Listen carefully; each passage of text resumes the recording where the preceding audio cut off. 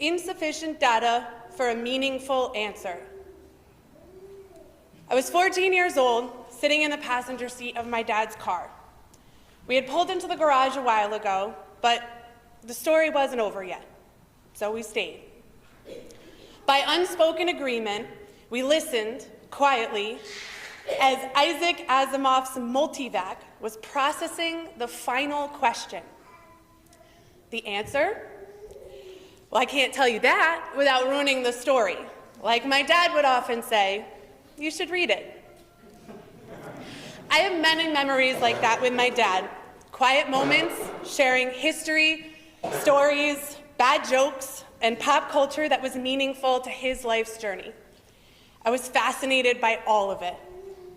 In the car, when it was just the two of us, we'd listen to old Superman radio shows, The Lone Ranger, news from Lake Wobegon, Asimov's short stories, and more. I was a cranky, rebellious, fitful teenager, but I always loved that time with my dad. One day, while driving home through the winding back roads of Mansfield, we were listening to 102.9, the oldies station. Being out in the woods, the static started to overtake more and more of the music. Finally, I couldn't take it anymore. Can we change the station? Definitely hoping for something a little more current. I like this song, he said. With proper teenage indignation, you can barely hear it. After a beat, he replied, you just have to listen through the static. I'm not sure why that memory in particular has always stuck with me. It was just a moment. But my dad was an understated guy. He was moments. Listen through the static. Our lives are full of static. Work, kids, chores, errands, notifications. My dad never got distracted by the static. Sometimes to a ridiculous degree. Drove my mom nuts. She'd be doing her type A thing, bustling around with her running commentary, you know, and my dad would be sitting in his chair, reading a book or doing a crossword puzzle, drifting off somewhere in his happy place. He could read a book with the TV on and ignore any background noise. My mom would have to fight to drag him back to reality. He knew what he liked. The static never bothered him. I think that's why I always felt calmer when he was there. My dad has always been consistent, warm, trustworthy, like wrapping yourself in your favorite blanket in your childhood bedroom.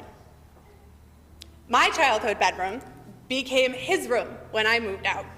It is full of his books, music, memories, and memorabilia. You know, toys. The bookshelves are lined with history books, presidential biographies, American history, more books about the Beatles than one person should ever need, except for him, of course. It was just the right amount for him. There's personal and family history as well. Yearbooks, books about Yukon, books about the towns our families are from. He loved digging into our ancestry. He got excited when he found out we were related to Charlemagne, but then less excited when he found out that basically everyone of European descent is related to Charlemagne. That dude got around. He also discovered that we have multiple ancestors that were in Salem during the witch trials. My mom has someone accused of being a witch who was crushed by rocks.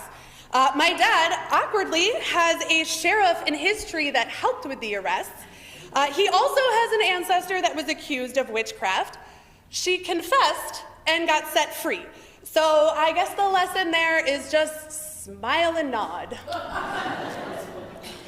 The shelves not stacked with books are filled with music and action figures. Beatles figurines, of course, along with some blue meanies and yellow submarines. There are a couple of Davy Crockett coonskin caps, Mickey Mouse ears from a trip to Disney, LPs, CDs, music books, and his guitar, still on its stand. and Superman. So many Superman figurines. My dad loved Superman. But honestly, he was a lot more like Clark Kent. A mild-mannered reporter, a good person who believed in truth, justice, and doing the right thing. He was a proud Eagle Scout who lived his life by the Scout law. He was trustworthy, loyal, helpful, donating time to the church and the Dodd Center at the university. He was friendly, courteous, and kind, always patient and forgiving, trying to help keep the peace at family gatherings, and playing Santa on Christmas Eve every year at my grandma's house. He was obedient, cheerful, and thrifty, waiting until just the right moment when he'd break in with his quick wit or an obscure fact or a story I'd somehow never heard before. And he was brave, clean, and reverent-ish. Reverent-ish. We did spend an afternoon years ago mocking the Queen during the opening of Parliament.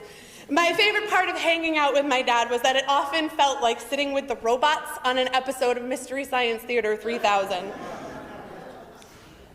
Throughout his life, my dad was everything a good Scout should be, just like Clark Kent. No amount of static from people or circumstances around him would ever change his music. He wasn't perfect, but he was good. He was just. He was loving and kind and creative and fun and funny, so funny. And I'm really, really grateful that he was my dad and that I got him all to myself. And I know, just like he told me on Christmas Day, our last Christmas together, I know wherever there's a bad joke, he'll be there.